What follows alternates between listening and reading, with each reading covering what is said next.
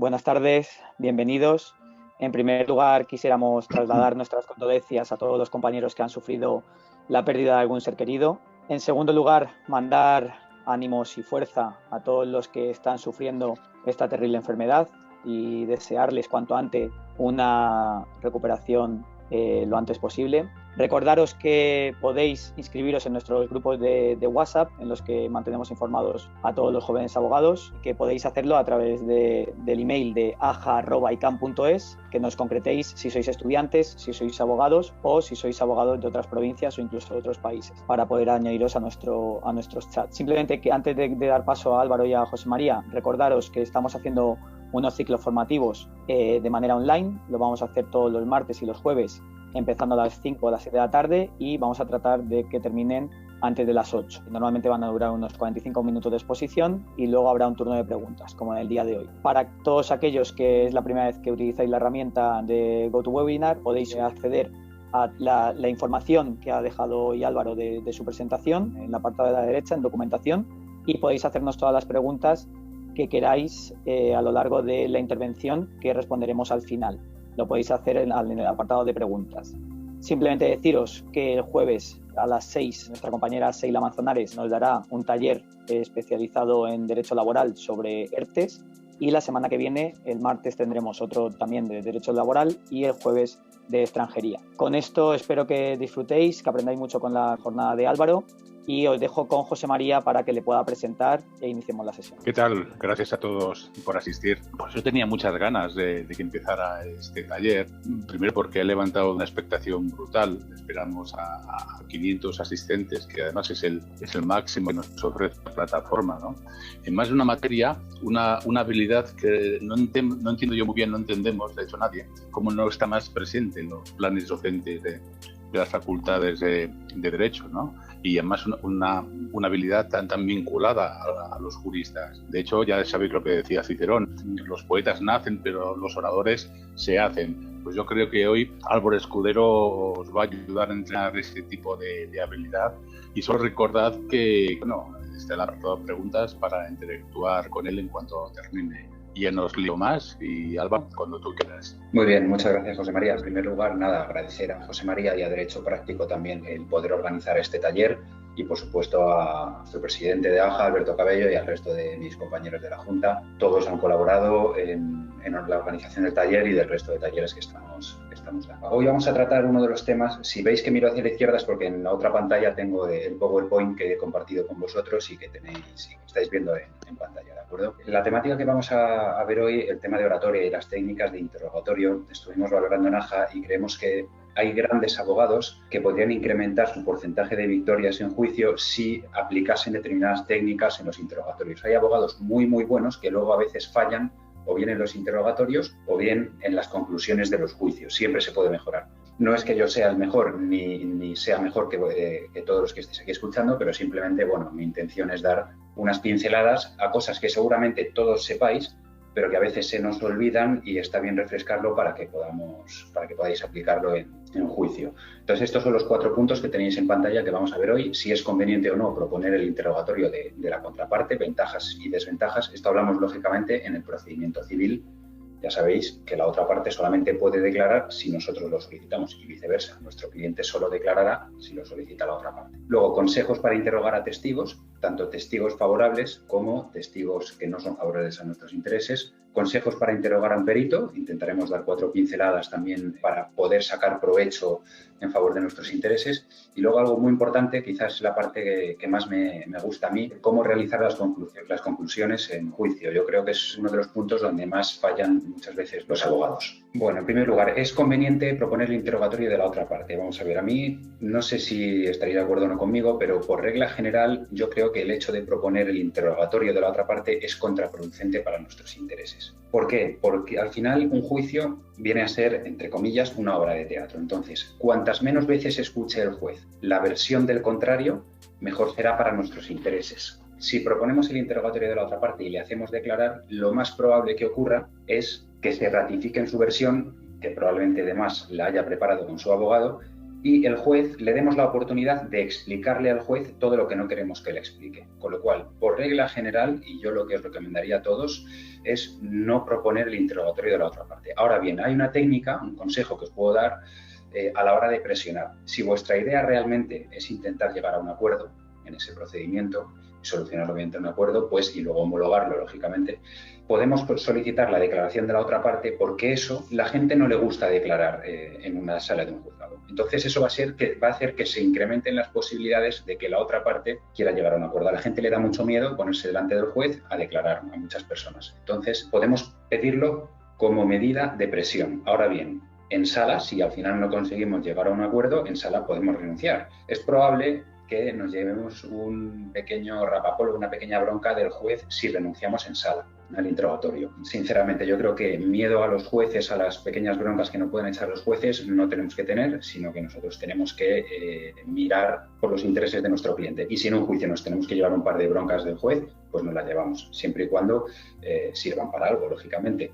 Entonces, eso puede ser un consejo para daros, solicitar la declaración de la contraparte para presionar y llegar a un acuerdo. Y si no llegamos a ese acuerdo, en sala renunciamos. Ahora bien, siempre podemos valorar la opción de que la otra parte declare, de pedirlo y luego que declare en sala. En este caso, yo recomendaría únicamente hacerlo, únicamente en los casos en los que tengáis muy claro que vais a poder sacar contradicciones de su declaración. Si no tenemos eso realmente claro, os recomendaría que no hagáis declarar a la otra parte, porque como os comentaba al principio, seguramente le demos la oportunidad, primero, de repetirle al juez su versión y segundo, de explicar los extremos que crea convenientes respecto a su versión, los fallos que pudiesen, no fallos, sino lo que pudiese faltar en la demanda, quizá, o en la contestación a la demanda, le damos esa opción de explicarlo, con lo cual no nos interesa. Eso es en cuanto a la conveniencia o no de proponer el interrogatorio de la contraparte en el pleito civil. A mí no me gusta y yo creo que no es conveniente por regla general. Vamos a ver, pasamos al segundo punto, que es el interrogatorio de testigos. Tenemos que dividir las técnicas en función de si ese testigo es propuesto por nosotros y por tanto es favorable o si ese testigo es hostil a nosotros. Pero antes de pasar a esto, en cuanto a los testigos, muchas veces yo veo en sala que los abogados proponen testigos que después en sala no saben declarar, se ponen excesivamente nerviosos, realmente no son testigos. Es mejor un testigo bueno que 5 malos, ¿de acuerdo? Si tenemos dudas sobre que un testigo se pone tan sumamente nervioso que no va a poder declarar o realmente no es testigo o no nos va a aportar nada positivo a nuestros intereses en el juicio, es mejor no proponerlo. Hay veces que se proponen testigos por si acaso y luego llega el testigo a sala y la fastidia o realmente no es un testigo de los hechos objeto del pleito y al final no tiene incidencia y lo único que hacemos es cabrear al juez, etcétera. Con lo cual vamos a proponer los testigos que sean realmente testigos y además testigos que sepamos que en el juicio no nos van a tirar nuestro trabajo por los suelos. ¿De acuerdo? Hombre, lógicamente hay testigos que son totalmente ajenos e imparciales, pues si llamas a declarar al enfermero de un hospital, tú eres totalmente ajeno, ahí no sabes cómo va a declarar. Pero estamos hablando de testigos que tienen pues algún tipo de relación con nuestro cliente, ¿de acuerdo? Nuestro cliente nos va a poder decir elementos que nos hagan tomar esta decisión, nuestro cliente nos podrá decir cómo es esa persona, etcétera, etcétera. Con lo cual, en base a esos elementos vamos a decir si lo proponemos o no lo proponemos. Y luego, en el interrogatorio de testigos, muchas veces yo detecto el error en compañeros de preguntar más de la cuenta en el interrogatorio de cara a justificar el trabajo, de cara al cliente. Es un error. Yo, al menos siempre, a mis clientes, cuando estoy preparando el juicio, le advierto y le pongo en antecedentes de que tanto a él como a los testigos les voy a realizar las preguntas justas y necesarias. Y si pasa un testigo por la sala y es mejor para nuestros intereses que no le pregunte, no le voy a preguntar. Y si pasan 10 testigos y es mejor que no le pregunte a ninguno de los 10, no voy a preguntar a ninguno. Pero hay veces que los compañeros, de cara a justificar ese trabajo con el cliente, hacen preguntas en el juicio. Lo que tenemos que hacer es advertir al cliente de que la estrategia en el juicio, primero, puede variar y podemos decidir no hacer preguntas. Y segundo, las preguntas que hagamos van a ser necesarias. Si no son necesarias, no las vamos a hacer.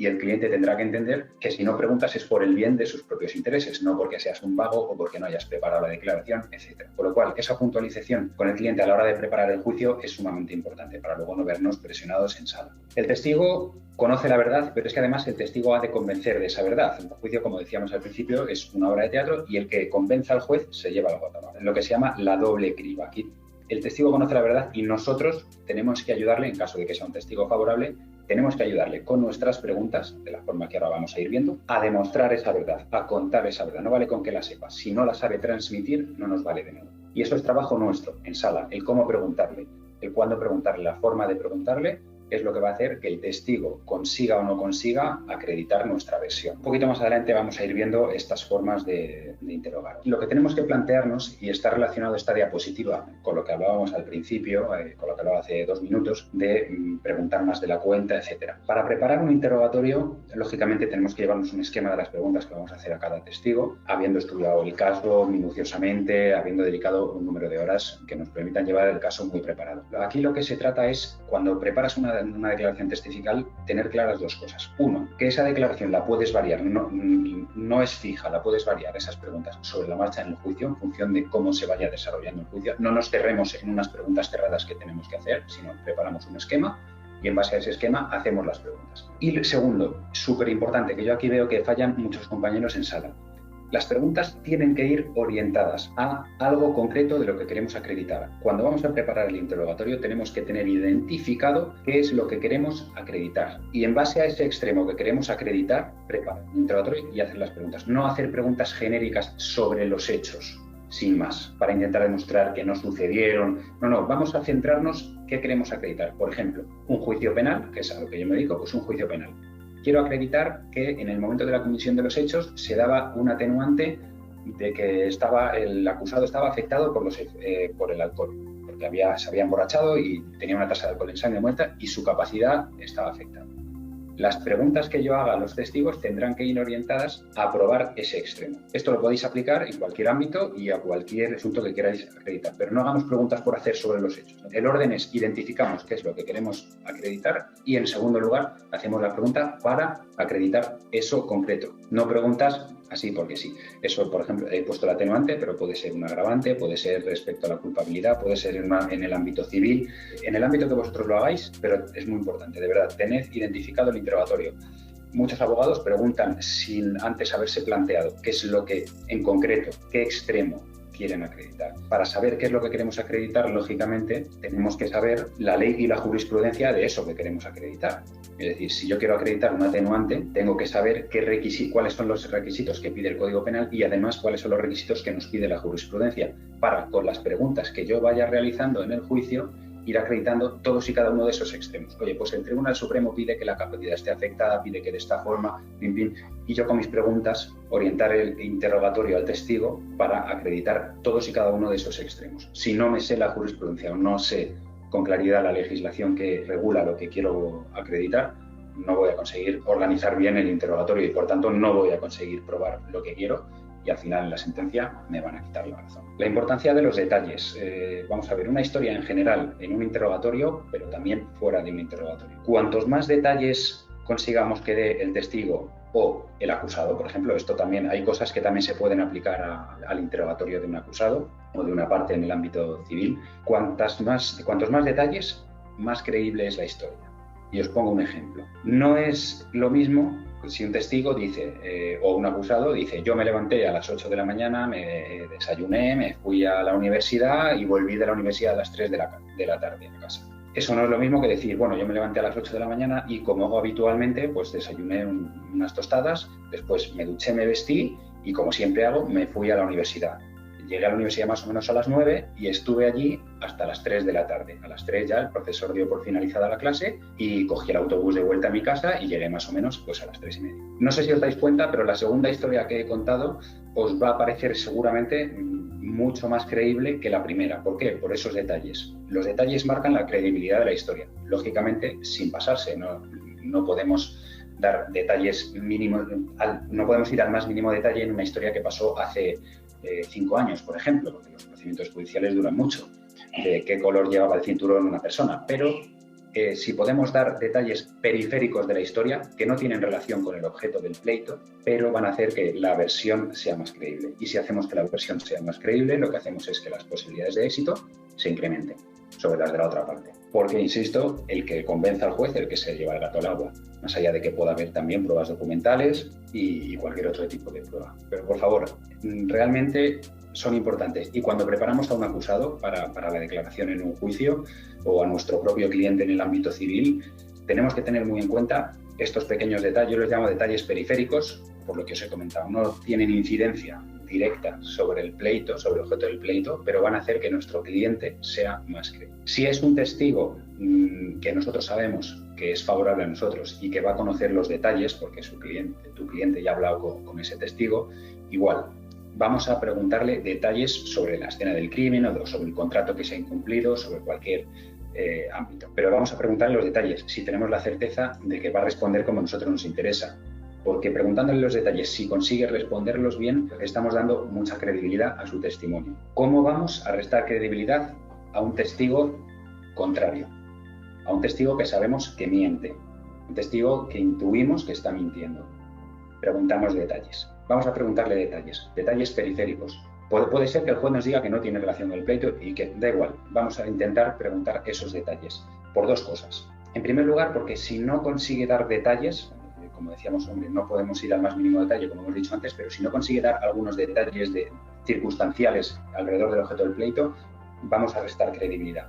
Y segundo, porque si tenemos, por ejemplo, dos testigos contrarios y le preguntamos a los dos, les preguntamos detalles, pueden ser que en esos detalles se contradigan y respondan cosas diferentes. Insisto, no tienen relación con el objeto del pleito, relación directa, pero ya estamos poniendo en duda la veracidad de sus testimonios. ¿Por qué? Porque si dice A y el otro dice B, ya conseguimos restar credibilidad. Lo principal es intentar buscar contradicciones entre testigos en el objeto directo del pleito. Pero si no lo conseguimos, la única forma que tenemos de tirar abajo el testimonio de un testigo contrario es buscar contradicciones, aunque sean los elementos periféricos. Vamos a jugar con nuestras cartas. Si no conseguimos contradicciones en el objeto del pleito, vamos a intentar desacreditar su testimonio. También hay otra forma de restar credibilidad al testimonio de un testigo contrario o de que nuestro testigo favorable gane credibilidad. Y es intentando demostrar que no tiene interés en el pleito, lógicamente. ¿Qué relación tiene con la parte, con el acusado, con el demandante, con el demandado o con el denunciante? ¿Qué relación tiene con la parte? Si esa persona dice que es amigo, muchas veces lo pregunta el juez, pero bueno, si el juez no lo ha preguntado, si esa persona dice que si es amigo, es hermano, es familiar, amigo íntimo, etcétera, nosotros ya directamente, si es testigo contrario, le estamos restando credibilidad. Y si es un testigo propuesto por nosotros a través de nuestro cliente, que nuestro cliente tiene contacto con él, pues ya le tendremos que advertir a nuestro cliente lo que su testigo debería responder para que le favorezca a él. Tu testigo debería decir que no es amigo tuyo, tu testigo debería decir que sois simples conocidos, por ejemplo. Le preguntarán si tiene interés en el pleito. Tendrá que decir, lo suyo sería que dijese que no. A través de nuestro cliente, pues ya se lo advertimos. Y estas son formas que podemos utilizar, estrategias para hacer ganar o hacer perder credibilidad a un testigo en función de nuestros intereses, si es un testigo contrario o nuestro. Si es un testigo totalmente ajeno, lógicamente hay cosas que no podemos aplicar. ¿Qué hacer? Esto es algo, a mí me parece algo realmente importante. ¿Qué hacer si un testigo contrario dice algo que favorece nuestros propios intereses? A veces ocurre. En ese caso, a veces los testigos, un amigo del contrario, vale testigo y por error o por desconocimiento dice algo que nos favorece. Yo veo muchas veces que los compañeros, se sorprende y dice, ha dicho esto, voy a repreguntar sobre esto. ¿Qué ocurre? Si tú repreguntas, hay que pensárselo muy bien, porque si tú repreguntas sobre eso, le vas a dar la opción de que si él se da cuenta que hace un error, recule para atrás. Y diga, no, me he equivocado. Queremos evitar eso. Entonces, yo lo que suelo hacer habitualmente es, si veo que un testigo contrario dice algo que favorece mis intereses, si no tengo muy claro que si le insisto en esa línea, va a seguir él por esa línea, que hay veces que ocurre y ahora lo explicaremos, si no tengo muy claro eso, no pregunto más sobre eso. Me lo anoto en mi hojita que tengo ahí para ir haciendo anotaciones para las conclusiones y yo luego en las conclusiones lo saco. Porque como ha dicho el testigo, don fulanito, a esta hora estaba, y ya lo trasladas tú al juez sin posibilidad de réplica del testigo. No vamos a darle esa posibilidad, fundamental. El juez luego, cuando vaya a dictar sentencia, si tiene dudas sobre eso, se verá la grabación del juicio y verá que es así, que realmente el testigo dijo eso, si en ese momento no se dio cuenta. Vamos a utilizar esta estrategia. Esta diapositiva ya nos hemos adelantado antes un poquito, cómo dar credibilidad a un testigo favorable. Ya hemos dicho algo, preguntarle sobre su motivación, que no tiene motivación en el juicio. Tenemos que ayudarle a su tranquilidad con nuestra postura. Vamos a ver, el lenguaje no verbal del abogado de cualquier persona que va a declarar, pero el que controlamos nosotros en este caso es el del abogado, tiene que ayudar al testigo o al acusado en su declaración. Hay determinadas técnicas. Si queremos mantener tranquilo al testigo, no podemos inclinarnos hacia adelante. Es una postura más agresiva. Lo que tenemos que hacer es apoyarnos en el respaldo de la silla, con educación, lógicamente, no tirarnos en la silla, pero apoyarnos en el respaldo. Eso a él le va a ayudar a estar más tranquilo, porque tú le estás transmitiendo con tu lenguaje no verbal tranquilidad y calma. Otra estrategia para que mantenga la calma y no ponerle nervioso es no mirarle a los ojos, sino al entrecejo. Cuando tú miras al entrecejo a una persona, es más difícil que se ponga nerviosa que si le miras directamente a los ojos. Estos truquitos también se pueden utilizar al contrario. Si es un testigo hostil y queremos ponerle nervioso, nos inclinamos hacia adelante y le miramos directamente a los ojos. Esto va a hacer que él se sienta más intimidado. También, para poner nervioso a un testigo contrario, vamos a utilizar los silencios. Entre pregunta y pregunta, podemos quedarnos callados mirando la hoja como si estuviésemos pensando qué siguiente pregunta vamos a hacer. Podemos quedarnos callados 5, 10 segundos. El juez no te va a decir nada. El juez ve que estás trabajando, que estás pensando, estás haciendo anotaciones. Y el testigo hostil, esos 10, 15 segundos de silencio se le pueden hacer que no se puede poner más nervioso, y lo que vamos a conseguir es que cuando hagamos la siguiente pregunta incrementen las posibilidades de que se equivoque, entre contradicciones, etc. Son pequeños truquitos de lenguaje no verbal, pequeños truquitos para intentar levantar las cartas a nuestro favor, ¿de acuerdo? Preguntar con sentido cronológico, fundamental. No podemos liar a nuestros testigos. Si es un testigo nuestro o es nuestro cliente el que está declarando, el demandante o demandado o el acusado en el ámbito penal, no podemos liarle cronológicamente hablando. No podemos preguntarle sobre un hecho que sucede en 2019 y luego sobre el inicio de los hechos en 2015 y luego ir dando saltos temporales. Nosotros tenemos que hacer el esfuerzo de facilitar al declarante que el juez se lo crea, y lo hacemos de esta forma, con sentido cronológico. Vamos a ir preguntando los hechos cómo han ido sucediendo. Si damos saltos cronológicos, al final lo único que vamos a hacer es liar al testigo o liar a la persona que está declarando, que entre en contradicciones. Incluso si no las hay, puede haber contradicciones y si a primeras tiene razón, pero se puede malinterpretar lo que diga, y al final vamos a restar credibilidad a su testimonio. Y luego, fundamental, hacer preguntas abiertas. No podemos guiar la declaración con preguntas cerradas, sobre todo si es algo que nosotros controlamos, como puede ser la declaración de la parte o la declaración del acusado o de la acusación particular en el ámbito penal. No podemos guiar la acusación con preguntas cerradas. Podemos hacer alguna pregunta cerrada, pero nosotros hemos tenido que preparar la declaración con nuestro cliente lo suficientemente bien y con la suficiente antelación como para que, con la línea de estrategia que ya hemos trazado en la preparación, pueda responder a las preguntas abiertas que le vamos a hacer. Si le hemos tenido que dedicar 5 horas con el cliente en el despacho a preparar la declaración, lo dedicamos. Yo lo que suelo hacer habitualmente es reúno con el cliente en el despacho, 1, 2, 3 sesiones las que hagan falta, dependiendo también de la complejidad del asunto, y me reúno con el cliente. Entonces, yo al cliente le trazo una historia, le dibujo en un folio, le dibujo un camino, y le digo, este camino que ves aquí es la historia que nosotros tenemos que defender en el juicio. A veces es real y a veces no es real. Un acusado pues tiene derecho a mentir. Entonces, le trazamos la historia y se lo plasmamos en papel y decimos, esto que ves aquí, estas 2 líneas, trazan la historia que vamos a defender. Ante ninguna pregunta en el juicio, ni mía, ni del fiscal, ni de la otra parte, ante ninguna pregunta te puedes salir de esta línea. Es decir, ante cualquier pregunta que te hagan en el juicio, tú tienes que responder con nuestra historia. Y si te intentan liar, respondes con nuestra historia, las veces que haga falta. Y yo le digo al cliente, y si tienes que repetir 5 veces, mire usted, como ya le he dicho hace 2 minutos, esto sucedió de esta manera, y volver a repetirlo, que lo haga las veces que haga falta, pero que no se salga de la historia que hemos trazado. Porque si se sale de ahí y si responde, que muchas veces es lo que busca la otra parte, lo que busca la acusación o la defensa, si estás como acusación, es eso, es sacarte de tu historia para encontrar contradicciones. Si el cliente se queda dentro de esa historia y todas las respuestas van dentro de esas 2 líneas, de esa historia trazada, no va a haber ningún problema en la declaración. Y llegado a un punto, si es el ámbito penal y si es el acusado, si se encuentra tan sumamente acorralado que si responde va a perjudicar, que no responda. Esa es la forma que yo suelo tener para preparar los juicios con los clientes, ya sea en el ámbito civil o en el ámbito penal, que es al que me dedico yo. Aquí tenemos diversos truquitos lógicamente, para el interrogatorio del del acusado, pero muchos, como vais a ver, muchos de esto que estamos analizando se puede aplicar a cualquier declaración, bien sea de una parte del ámbito civil, en el ámbito penal o de un testigo. Luego ya veremos un poquito más adelante sobre los peritos, con lo cual todo esto pues, se puede aplicar. Bien, interrogatorio de un acusado en el ámbito penal. Vamos a ver, a mí muchas veces y a mí mismo me surge la duda cuando estoy preparando un juicio penal si es conveniente que el cliente, si vas como defensa, responda a todas las preguntas. Es decir, responda a fiscalía, responda a la acusación particular, responda a la acusación popular si hay, y te responda a ti y responda al juez. Somos nosotros como abogados los que tenemos que determinar y que decidir qué es lo más conveniente. Cada caso va a ser diferente, no hay una regla general. Hay abogados, yo escucho muchas veces que dicen, no, es que si no responde a los demás y solamente responde a su letrado, está dando la sensación de que es culpable. No, mira, vamos a ver.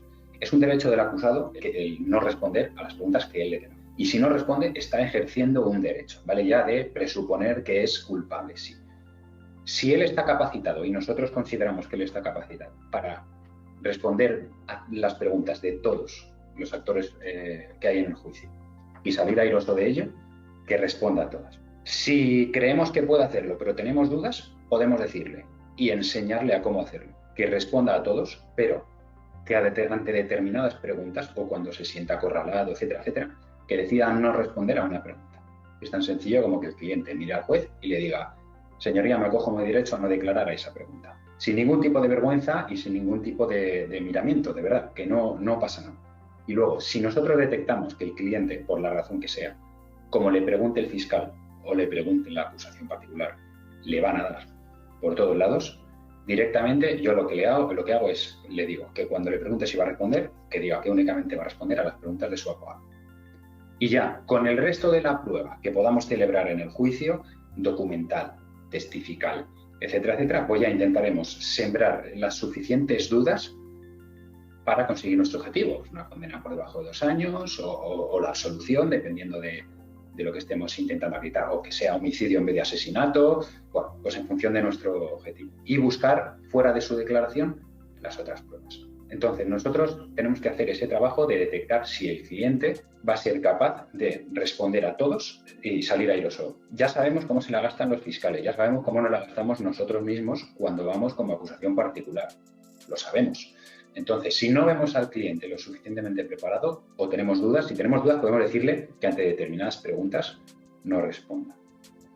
Pero es fundamental estas dos cosas últimas que acabamos de ver. Por un lado, trazar bien el camino, la estrategia de la versión del cliente y, en segundo lugar, a quién va a responder. A las preguntas que a su abogado le van a responder, sí o sí, porque eso lo vamos a preparar con él y nosotros mismos le vamos a decir, mira, fulanito, te voy a hacer estas preguntas y las tienes que responder de esta manera. Pero es que además lo vamos a ensayar con él en el despacho. Vamos a estar las horas que hagan falta ensayando con el cliente la declaración. Y enseñándole, es muy importante enseñarle al cliente el lenguaje no verbal. Primero, enseñarle cómo tiene que tratar a los miembros del tribunal, del juzgado, a fiscalía, etc. Cómo tiene que tratarle, señoría, de usted. Parece una tontería, pero eso hay mucha gente que llega a los juicios y tutea a los jueces. En segundo lugar, tenemos que enseñarle las pautas más básicas, del lenguaje no verbal. Por ejemplo, no declarar de brazos cruzados, le tenemos que indicar más o menos cómo tiene que ir vestido al juicio. Tampoco es conveniente que aparezca en traje y corbata negra como si fuese a un entierro, se ve que es forzado. El cliente tiene que ir vestido pues como él se sienta cómodo, pero con ciertas directrices que le tenemos que dar. Y le tenemos que decir cómo utilizar el tono en el que tiene que declarar, cómo tiene que responder, la velocidad de las respuestas. Muchas veces la gente, declarando ante el juez, bien sea testigo o bien sea parte, se pone tan sumamente nerviosa que acelera la velocidad de la declaración. Hay que enseñarle bien y por eso de ahí la importancia de practicar el hecho de que cuando él vea que se está acelerando, echar el freno. Y si estamos interrogando nosotros y vemos que se está acelerando, tenemos que ayudarle, lo que he comentado antes. Nosotros tenemos que ayudar al testigo o a la parte que está declarando. Si vemos que se está acelerando, incluso podemos cortarle. Si le cortamos, ¿qué va a ocurrir? El juez nos va a echar la bronca. Letrado, no le corte, déjale que responda.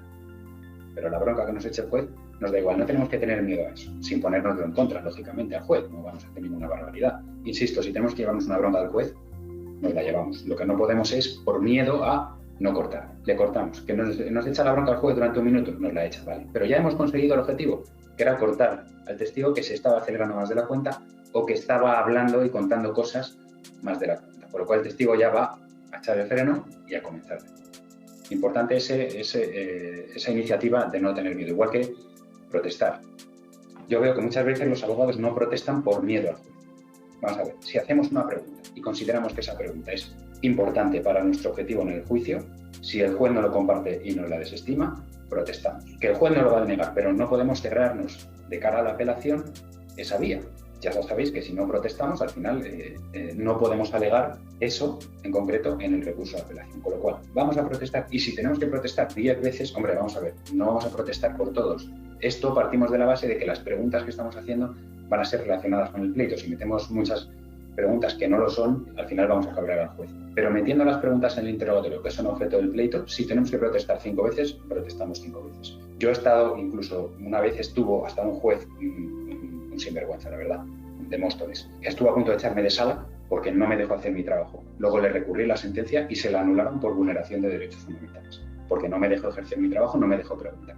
Por lo cual, si yo me hubiese achantado ahí, no hubiese preguntado nada más en todo el juicio, porque el juez ya nos tenía entre ceja y ceja y hubiésemos perdido el juicio. Yo no me achanté, protesté, estuvo a punto de echarme de sala al juez porque seguí protestando porque no realmente yo tenía razón.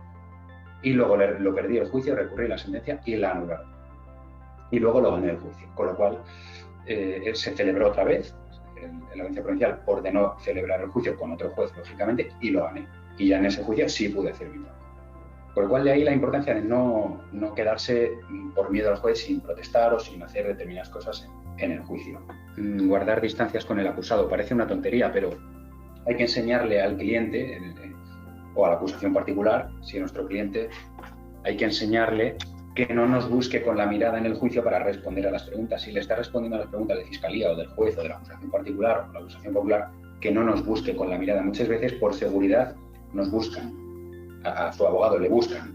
Simplemente con mirar y ver que le está mirando ya se siente más seguro. Hay que enseñarle a que no lo haga, porque parece que la respuesta está orientada o preparada por nosotros, ¿de acuerdo? Entonces, eso nosotros en la preparación del juicio lo tenemos que ensayar con él y dejárselo muy claro. Aún así, durante el juicio, pues podrán mirar, etc. Pero si lo preparamos, va a haber más posibilidades de que no lo hagan. Por lo cual, eso es importante, cortar las distancias y, lógicamente, tratará de usted y pedirle, aunque haya confianza, porque sea un cliente con el que tienes confianza, pedirle que te trate de usted durante el juicio igual que al fiscal y al juez y a los demás. Uso del derecho a la última palabra. Vamos a ver, esto ya sí que es exclusivo de los acusados en el ámbito penal. Yo, por regla general, les prohíbo que utilicen la última palabra. Cada abogado que crea conveniente, pero yo creo que es más perjudicial que otra cosa porque te puede tirar abajo todo el trabajo que has hecho en las conclusiones, en la práctica de prueba, etc. La gente se deja llevar por las emociones y te puede tirar abajo todo. Es mejor que no utilicen la última palabra. Yo solo una vez me ha ocurrido que el cliente la ha utilizado, porque a veces quieren utilizarla sí o sí, y hemos salido beneficiados. Y es que es verdad que a mí en las conclusiones se me olvidó especificar una cosa y él en la última palabra lo hizo, y lo hizo muy bien. Pero la única vez. El resto de veces, siempre que he visto que mis clientes lo han utilizado, no deberían haberlo hecho, ¿de acuerdo? Y pasamos, de todo esto que hemos ido hablando, luego ya si tenéis preguntas que habéis escrito, pues las vamos respondiendo, ¿de acuerdo? Lógicamente yo no es que tenga la razón de todo, pero yo hablo en función de mi experiencia y de lo que me he ido formando en oratoria y en interrogatorios y demás. Declaración de un perito. Vamos a ver, hay un error que cometen la mayoría de abogados y es el siguiente. Un informe pericial es algo muy complejo, dependiendo de la materia, puede ser ámbito penal, ámbito civil, tráfico, médico, pero por regla general es algo muy, muy complejo. Nuestro objetivo en el juicio, en el interrogatorio al perito, tiene que ser convertir ese informe pericial tan sumamente cargante y complejo en algo sencillo para el juez. Entonces, vamos a evitar reiterar los tecnicismos. Nosotros hay una parte del informe pericial que lo que tenemos que hacer es coger lo que nos interesa para nuestras conclusiones. Pues vamos a coger eso, pero no con tecnicismos. Vamos a coger con palabras llanas. El informe pericial nos lo vamos a tener que estudiar antes y todos sabemos que cuando terminamos de estudiar un informe pericial somos médicos también o somos mecánicos de coche o mecánicos de avión en función de lo que sea el informe, porque te tienes que documentar tanto, informarte tanto para preparar la declaración y llamar al perito si es tuyo y que te resuelva dudas, etc. Por lo cual terminamos sabiendo mucho del asunto del informe pericial. Vamos a evitar reiterar esos tecnicismos. vamos a convertir ese informe en algo llano. ¿Cómo lo hacemos? A través del perito. Es el perito, y de ahí radica la importancia de que el perito que llevemos a juicio no solamente sea bueno haciendo el informe escrito, sino que también sea bueno exponiendo, sea bueno en oratoria, sea bueno expresándose y sea bueno explicando con palabras llanas y sencillas lo que quiere decir el informe. Vamos a centrarnos en las conclusiones y el cómo ha llegado a esas conclusiones. Hay gente que lo hace al revés, a mí me gusta hacerlo de esa forma.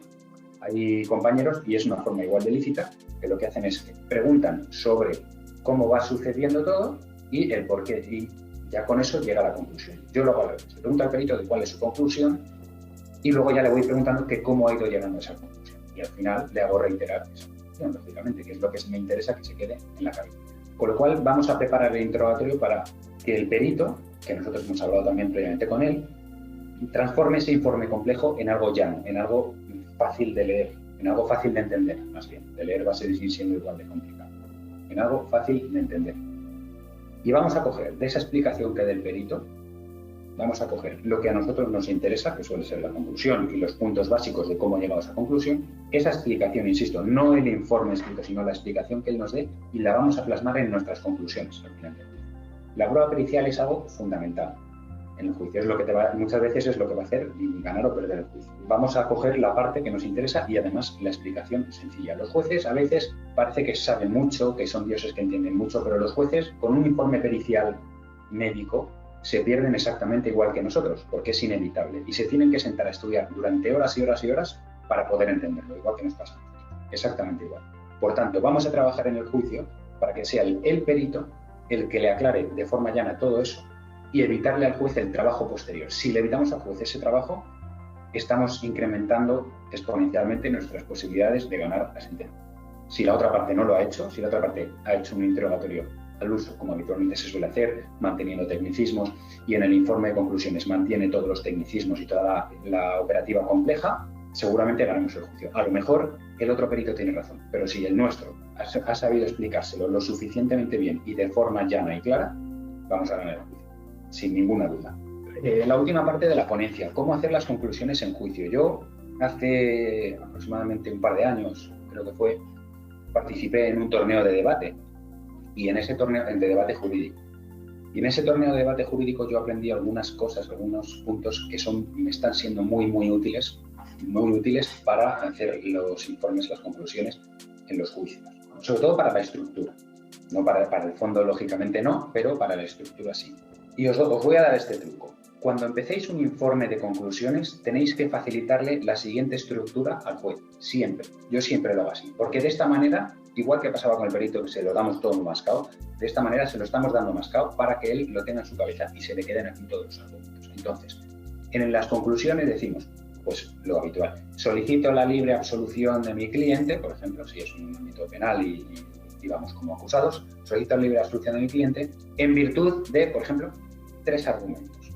Argumento número 1, no lo desarrollamos, simplemente lo titulamos. Eso lo vamos a tener que llevar un poco preparado o medianamente pensado y en el juicio ya sobre la marcha terminar de darle forma. Argumento número 1, Argumento número 2 y argumento número 3, los cuales voy a proceder a desarrollar a continuación. Argumento número 1, falta de prueba de no sé qué, y ya lo desarrollamos. Y cuando terminemos, decimos argumento número 2 y pasamos a desarrollar. Y cuando terminamos el 2, argumento número 3 y pasamos a desarrollar. Y una vez que hemos desarrollado los 3 argumentos, por todo lo anteriormente dicho, reitero, solicito la libre absolución, etc. Si nosotros le planteamos la estructura de esta forma al juez, vamos a hacer que en la cabeza del juez tenga el esquema de nuestras conclusiones y le va a ser mucho más sencillo, muchísimo más sencillo seguir el hilo de la explicación. Si nosotros directamente nos lanzamos, nosotros tenemos en el papel 3, 5, 6, 7 argumentos, los que sean, los que hayamos podido sacar durante el juicio, de contradicciones, de pruebas. Si nosotros directamente nos lanzamos a explicar, el juez no va a saber ni de qué hablamos, sobre todo cuando a lo mejor son las 12 del mediodía, a la 1 de la tarde, las 2 de la tarde, y el juez lleva ya 3 juicios, 4 juicios, está hasta arriba y está pensando en lo que va a comer ese día o en la lista de la compra cuando vaya por la tarde. Con lo cual, si le facilitamos las cosas en este sentido, vamos a incrementar nuestras posibilidades de éxito de verdad exponencialmente. Yo lo he notado. gano más juicios, un porcentaje mayor de juicios, desde que hago así los informes finales. Esto lo aprendí de expertos en oratoria que me enseñaron para el torneo de debate jurídico que realicé. Y es realmente útil, de verdad, que os lo recomiendo. Segundo, eso en cuanto a la estructura. Segundo, en cuanto al lenguaje. Aquí es aplicable lo que hemos dicho hace 5 minutos de los peritos. Lenguaje llano. Vamos a dejarnos de tecnicismos, vamos a dejarnos de latinajos, vamos a dejarnos lenguaje llano, como si estuviésemos haciendo el informe para nuestro vecino. Cuanto más sencillo se lo demos al juez, más posibilidades tenemos de éxito. Tenemos que mentalizarnos de eso. Los abogados somos muy de utilizar el lenguaje, lógicamente el lenguaje jurídico, pero sencillo. Cuanto más sencillo, mejor. Más fácil si lo estamos poniendo al juez, ¿de acuerdo? Y luego duración. Vamos a ver, aquí, pues lógicamente hay informes que tienen que durar más. Un informe de un juicio de asesinato, por ejemplo, pues no te va a durar 10 minutos, te va a durar pues bastante más tiempo. Pero tiene que durar lo justo y necesario para poder explicar todos los extremos que queramos acreditar. No podemos divagar, no podemos reiterar cosas. Si nos interesa repetir una cosa varias veces porque nos interesa mucho que al juez se le quede aquí, pues sí, lo repetimos. Pero repetir por repetir, no. No podemos dar vueltas al mismo asunto una y otra vez. Es fundamental que el informe dure lo justo, porque el juez está cansado, el juez no nos escucha, etc. Con lo cual, si el juez nos pone pegas en cuanto a la duración, lógicamente no nos podemos enfrentar directamente con él, pero respetuosamente le tenemos que decir, señoría, mi informe no puede durar 5 minutos porque aquí nos estamos jugando 3 años de prisión y no voy a permitir, se vulnera el derecho de defensa si usted me limita el tiempo para las conclusiones a 5 minutos, respetuosamente. Vuelvo a lo de antes, no tenemos que dejarnos intimidar en cierto sentido porque la persona que decía se va, ¿de acuerdo? Y protestar a veces que haga falta, y si tenemos que recurrir por eso, recurrimos. Pero no podemos dejar que se pisoteen los derechos de nuestro cliente, en ese ámbito administrativo, civil, contencioso administrativo, civil, mercantil, lo que sea, penal. No podemos dejar que se vulneren los derechos de nuestro cliente. Y si tenemos que enfrentarnos, en comillas, al juez, pues lo hacemos, sin ponérnoslo en contra, siempre con educación, siempre. No podemos perder las formas, aunque el juez las pierda. Muchas veces dan ganas de irte de la sala o tirar el código penal a la cara del juez o de quien sea, o del fiscal, porque a veces pierden las formas, igual que hay letrados que las pierden y no tienen justificación. ¿De acuerdo? Siempre manteniendo las formas, pero nos ponemos de frente solicitando que se respeten los derechos de nuestro cliente. Eso en cuanto a la duración, la justa y necesaria para explicar lo que queremos. Luego, aquí hay algo que no está puesto en los puntos, y ya para finalizar, cómo hay determinados trucos para mantener la atención del juez, para que el juez nos escuche. Tanto si es en un interrogatorio, que es más complicado que pierda la atención, porque sois que suelen estar atento a todo, como en las conclusiones. Ahí es donde más veces ocurre. Tú te pones a hacer tus conclusiones y de repente ves que el juez pues está mirando al techo, mirando a donde sea, medio tirado a la mesa, pensando, ves que no está escuchándote, que no está atento. Ahí hay determinados trucos de oratoria para mantener la atención del interlocutor, de la persona que te escucha, ¿no? Por ejemplo, hay dos formas. Si tú ves, primero es estar atento. No te puedes cerrar leyendo en un papel, porque esa es la primera consecuencia, que no vas a ver si el juez está atento. Con lo cual, si tú detectas que el juez ha perdido la atención, ¿qué es lo que tienes que hacer? Tienes dos posibilidades. Una, elevas el tono de voz, lo elevas directamente. ¿Eso qué va a hacer? Que el juez tire y te mire otra vez. Y estás recaptando su atención, digamos. O dos, quedarte callado. Yo suelo optar por esa segunda. Estoy haciendo un informe, miro al juez, me doy cuenta que no está escuchándome y me quedo callado. Entonces el juez te va a mirar y decir, sí, siga letrado. Y le dices educadamente, vale, disculpe señoría, es que pensé que no me estaba escuchando. Y continúas. Con educación, sutilmente, pensé que estaba haciendo otra cosa. Y de esa manera ya, primero, estás captando su atención de nuevo, y segundo, le estás dando a entender que te has fijado que no te estaba atendiendo. Con lo cual le estás exigiendo, entre comillas, que te atienda a tus argumentos. Eso sí te ocurre a mitad del informe, que es lo más probable. Eso es lo más probable cuando, lo que decíamos antes, cuando ya llevan unos cuantos juicios y son las 2 de la tarde, a cualquiera de nosotros nos pasaría perder la atención, pero tenemos que saber jugar nuestras cartas para recuperar la atención del juez. Es fundamental que nos escuche las conclusiones. De verdad, no dejéis pasar esa oportunidad. Es fundamental que nos escuche. Es donde le estamos exponiendo al juez todos nuestros argumentos en base a la prueba del juicio, que es lo que vale para la sentencia. Le estamos diciendo el por qué nos tiene que dar la razón. Si no nos escucha, se va a ir a la demanda o a la denuncia o a la contestación a la demanda.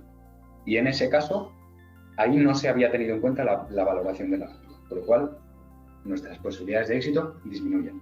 Por favor, no desperdiciemos algo tan útil y tan valioso como es las conclusiones del juicio. Como consejo, para captar la atención desde el inicio en los informes de conclusiones, yo sí que lo que recomiendo es ir variando el tono de voz, independientemente que en ese momento que hemos comentado lo eleves, pero ir variando el tono de voz, hacerlo bastante vivo, no rápido, sino vivo, ir variando el tono, la velocidad, hacer énfasis cuando hay un determinado extremo que te interesa, por ejemplo, la contradicción entre dos testigos contrarios y te interesa hacer énfasis en eso, porque puede ser lo que te haga ganar el juicio.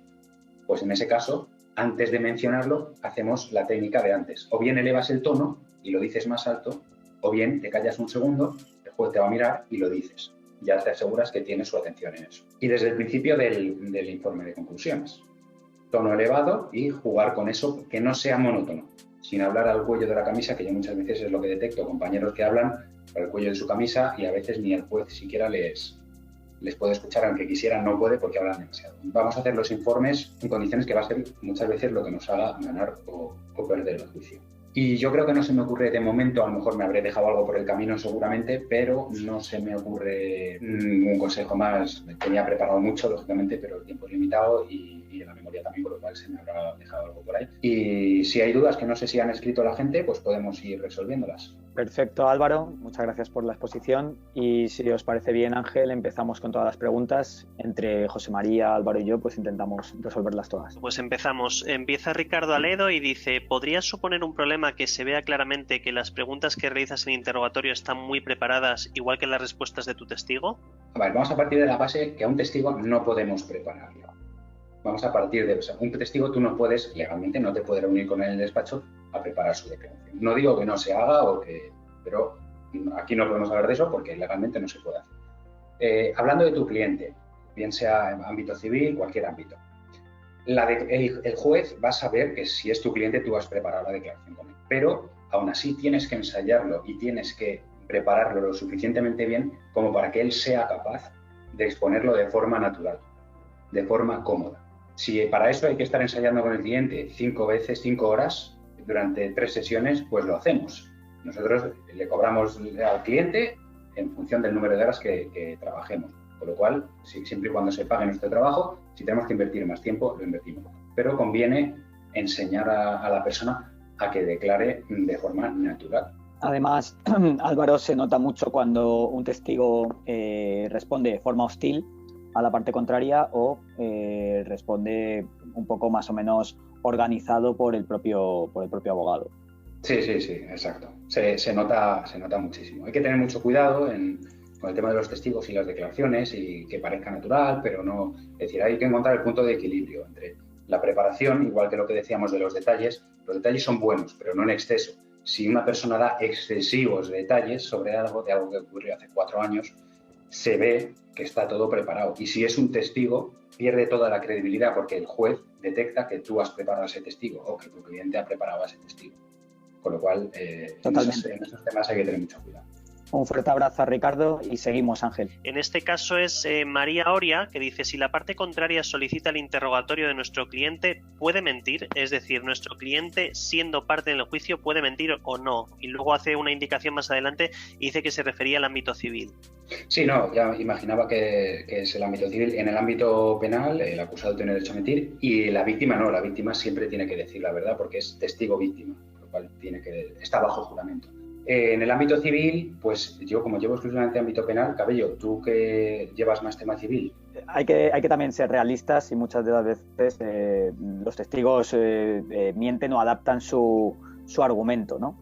Claro, en el ámbito civil sería igual que en el ámbito penal. O sea, no sería un testigo, sería una de las partes, claro. Si es uno de los testigos, obviamente no, porque está bajo juramento y tiene que decir toda la verdad. De Andrea Fernández dice: ¿cuál es la mejor forma de formular o plantear una pregunta a un testigo, sin extenderse y sin condicionar la pregunta? A ver, la mejor forma, pues dependiendo.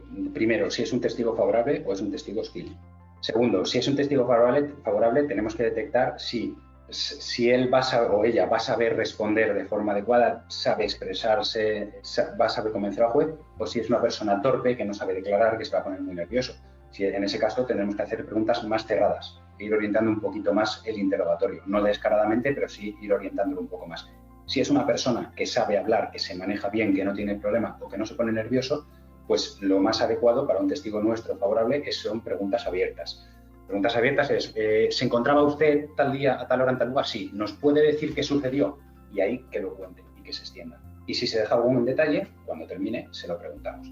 Esa es la mejor forma, digamos, de darle credibilidad al relato del testigo. Pero insisto, si es un testigo que vemos que es torpe, pero no nos ha quedado más remedio que proponerlo, pues vamos a hacer el interrogatorio un poquito más cerrado. Preguntas concretas. ¿Se encontraba usted en tal lugar? Sí. ¿Y sucedió esto? Sí. ¿Y de esta forma cómo sucedió a partir de este momento? Ir acotando un poquito las preguntas para ir orientándole en las respuestas. Y si es un testigo contrario, la mejor forma de preguntar, digamos, es buscar contradicciones, no preguntar por preguntar. No vamos a preguntarle si sobre todo, realmente todo lo que el objeto del pleito, sino aquellos puntos en los que nosotros podemos encontrar contradicciones únicamente. Insisto, lo que volví al principio de la ponencia, no nos interesa que el juez escuche la versión de la otra parte otra vez más. No nos interesa. Con lo cual vamos a preguntarle sobre aquello en lo que podemos sembrar dudas o sobre aquello en lo que podemos encontrar contradicciones, bien entre dos testigos o bien del propio testigo con una pregunta suya que ha respondido anteriormente o del testigo con la parte que lo propone. Pregunta Alejandro Montanero, dice, me gustaría que comentaras un poco más el porqué de no hacer preguntas cerradas en el proceso civil. ¿No lo ves más cómodo para probar los hechos y más cómodo para su señoría? Insisto, todo depende de la estrategia de cada uno en determinar. Habrá juicios que sean mejor hacerlas cerradas y otros que sean abiertas. El ámbito civil, como te digo, ya pues lo desconozco un poco más porque he celebrado poquitos juicios civiles. Yo me dedico exclusivamente a penal. Pero sí que es cierto, la experiencia que tengo es que muchas veces cuando haces preguntas demasiado cerradas, tú estás orientando el interrogatorio. Con lo cual, si orientas el interrogatorio, muchos jueces ni siquiera te van a dejar. Te van a decir, el letrado no corresponde a la pregunta. Si el juez nos deja y a nosotros nos interesa, perfecto. Si a nosotros nos interesa hacerlo de esa manera, perfecto. Pero tenemos que saber que le estamos restando credibilidad al testimonio del testigo o de la parte que está declarando. Si nos interesa hacerlo así, podemos hacerlo así, pero tenemos que saber que, en cierto modo, le estamos restando credibilidad, porque son reglas generales universales aplicables a la oratoria. Cuando una persona cuenta una historia de manera abierta, con detalles y sin preguntas concretas, es más creíble que cuando una persona va respondiendo preguntas concretas una tras otra, tras otra, tras otra.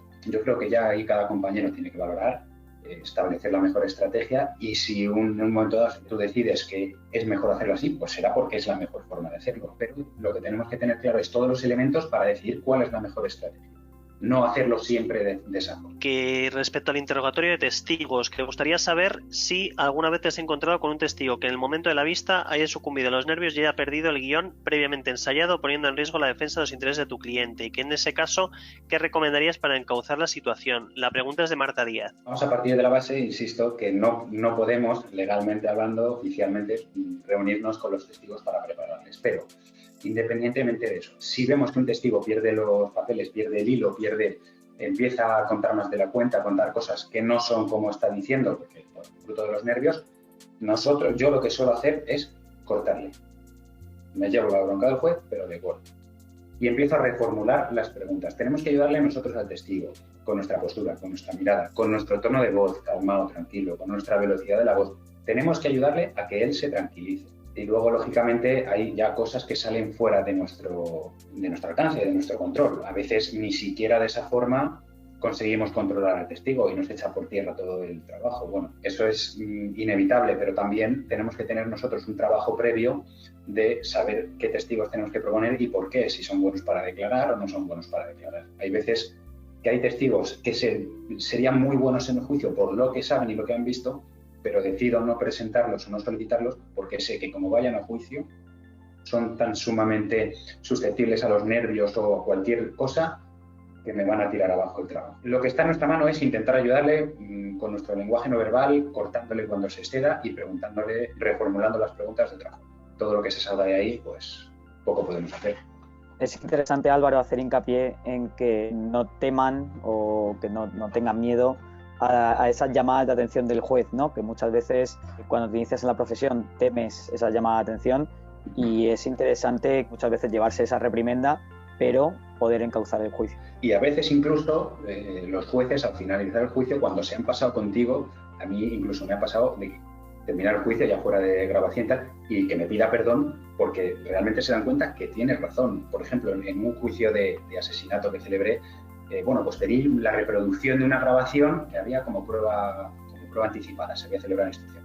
Y nada más terminar la grabación, la magistrada presidenta me echó la bronca porque diciendo que le había hecho perder 45 minutos de tiempo del juicio en ver una grabación que no decía nada relevante. Le contesté y dije, señoría, si es relevante o no lo decide este letrado, y cuando el acusado se está jugando 24 años de prisión, creo que 45 minutos no es relevante, 45 minutos de su tiempo. Y cuando terminó el juicio, 4 días después de 4 sesiones, me pidió perdón y me dijo, tiene usted razón, letrado, en esto que dijo. Con lo cual, yo creo que no tenemos que tener ese miedo y siempre con educación, como he dicho antes, pero defender los intereses de nuestro cliente hasta las últimas consecuencias. Raúl Castro pregunta, ¿qué recomiendas hacer cuando tengamos la certeza de que un testigo está mintiendo? Ponerle nervioso. Primero, las técnicas de lenguaje no verbal, que sobre eso hay mucho, no podemos tratarlo en este webinar, pero os animo a que leáis sobre el lenguaje no verbal, sobre cómo poner nervioso a una persona, cómo tranquilizar, etcétera. Todo eso es muy útil luego en el juicio. Ponerle nervioso y empezar a preguntar detalles. Si está mintiendo y le preguntamos detalles, no va a saber responder los detalles. Y si lo responde va a ser mal, porque se va a parar a pensar, va a denotar nerviosismo, etcétera. Cuando una persona está mintiendo y le preguntan detalles, se bloquea, por regla general, se bloquea. Con lo cual, yo lo que recomendaría es, si detectamos que un testigo está mintiendo, y lógicamente nos interesa demostrar que está mintiendo, preguntar detalles. Primero, utilizar el lenguaje no verbal. Para intimidarle, mirarle directamente a los ojos, inclinados hacia adelante, poned el tono hostil en el interrogatorio. A mí no me gusta, pero a veces hay que poner tono más hostil en el interrogatorio. Y preguntarle detalles y más detalles y más detalles para buscar contradicciones y demostrar que miente. Víctor González Vitón dice, si ves que la acusación ha dejado tocado la credibilidad de tu testigo, ¿cómo se debe actuar? ¿Lo damos por perdido o intentamos recuperar la credibilidad? Si nosotros somos los últimos en preguntar, no tenemos nada que perder. Si el testigo le ha preguntado yo a Fiscalía, por ejemplo, le ha preguntado el juez alguna pregunta en medio, no tenemos nada que perder. Si ya ha perdido su credibilidad, vamos a intentar recuperarla en nuestro interrogatorio. ¿Cómo lo hacemos? Tranquilizándole, insisto, como he dicho antes, tranquilizándole y preguntándole lo que a nosotros nos interesa y de la forma que a nosotros nos interesa. Si vemos que él sigue en las suyas y sigue nervioso y sigue cagándola, si me permitís la expresión, cesamos el interrogatorio, porque para que siga cagándola no lo continuamos. Cesamos el interrogatorio, no hay más preguntas, señoría, y fuera. E intentamos salvar ese extremo de la prueba, pues como buenamente podamos, con otros elementos, prueba documental, otras testificales. Domenech dice, ¿cómo podemos intentar solventar el error que haya podido tener nuestro testigo en una declaración, entendiendo que ya no le podemos preguntar más? ¿Cómo crees que debemos abordar este tema en conclusiones? Vamos a ver, tenemos una opción, pero que es muy peligrosa, porque restaría credibilidad a nuestros testigos. Y es, si tenemos más testigos, preguntarle y que él dé la respuesta correcta. Pero de esta forma puede ser útil si el juez incide mentalmente en el hecho de que ha respondido esa pregunta con esa respuesta, o puede ser negativo si el juez detecta que ha respondido lo contrario a lo del otro testigo.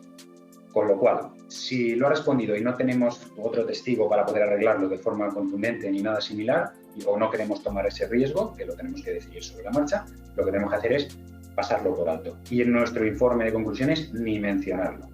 Ese extremo en el que el testigo nuestro la ha fastidiado. Ni mencionarlo. Todo lo que nos perjudique, vamos a obviarlo. Cuanto menos lo escuche el juez, mejor, menos lo va a tener dentro de su cabeza. María Victoria Hormigo nos dice, ¿debemos preparar a nuestros testigos? Hay varias en este tema, o sea que las voy a repasar para no volver a tocarlas, pero bueno, que es un punto del que más preguntas se están formulando, ¿vale? Si debemos preparar a nuestros testigos. No puedo responder porque legalmente un testigo no podemos prepararle, pero os podéis imaginar la respuesta. Exactamente igual que preparo, que me importa la declaración de un cliente, me importa la de un testigo. Cuando preparemos a un cliente, él tiene que responder luego con naturalidad en el juicio. Pues eso es aplicable absolutamente a todo. María Montalvo dice, ¿recomiendas en algún caso interrogar al perito portado de contrario o sería siempre contraproducente? A ver, yo normalmente, a no ser que detectemos que podemos encontrar alguna contradicción, yo a los peritos contrarios suelo optar por no preguntarles. Pero insisto, vuelvo a lo de antes, al final esto cada juicio es un mundo, dependiendo del tipo de pericial, del informe del ámbito en el que sea. No es lo mismo un perito médico que un perito mecánico, que cualquier otro perito. En definitiva, tenemos que decidirlo nosotros. Por regla general, a mí no me gusta preguntar a los peritos contrarios, porque al final le estás dando la opción de explicar algo que tú... Vamos a ver, yo leo un informe médico y digo, joder, yo me parece que esto no tiene sentido, pero es que a lo mejor sí lo tiene. Y entonces, si yo le pregunto sobre eso, le estoy dando pie al perito contrario a explicárselo al juez de forma clara y de forma llana para que el juez sí lo entienda. Con lo cual, en este caso, ¿qué es lo que os recomiendo? Que le enviéis a vuestro perito, si habéis propuesto un perito en el juicio, que le preguntéis a vuestro perito, aunque haya que pagarle un poco más, aunque el cliente le tenga que pagar un poco más, yo normalmente le digo al perito, oye, necesito que me digas, que analices el informe contrario y me digas, me redactes las preguntas que puedo hacerle al perito contrario para encontrar contradicciones o para encontrar cosas que no tengan sentido, que no sean realmente veraces. Y que sea el propio perito tuyo el que te lo diga. Si tú no tienes perito en ese procedimiento porque no lo has aportado, yo suelo optar por no preguntar, porque lo único que puedo conseguir es lo que decía. Y al final, esto que para mí no tiene sentido, se lo explique al juez, incluso a lo mejor es mentira, pero convence al juez de que es verdad. Alba nos pregunta, ha comentado durante la exposición que cuando realicemos interrogatorios a nuestros testigos le formulemos preguntas abiertas previamente preparadas. Sin embargo, en el apartado de interrogatorio del acusado, que también puede ser nuestro cliente, ¿lo ideal es formularle preguntas cerradas o sería también bueno formular preguntas abiertas? Ese principio de las preguntas abiertas, para ganar credibilidad, lo vamos a aplicar a todo. Cualquier testigo o cualquier declaración de parte de demandante, de demandado, de acusado, de acusación particular, si hacemos preguntas abiertas, y lo hemos practicado con él y lo hemos ensayado, vamos a hacer que su credibilidad aumente exponencialmente de cara al juez. Con lo cual, sí, rotundamente, si el cliente es capaz, pues, todos sabemos, por ejemplo, en el ámbito penal, hay veces que los acusados pues, son de una determinada manera o están en un determinado ámbito o consumen determinadas sustancias que les hace que no comportarse de forma lógica. Pero si es un cliente que puede hacerlo, preguntas abiertas. Lo ensayamos con él, lo practicamos con él en el despacho y preguntas abiertas, por una simple razón, porque así gana credibilidad.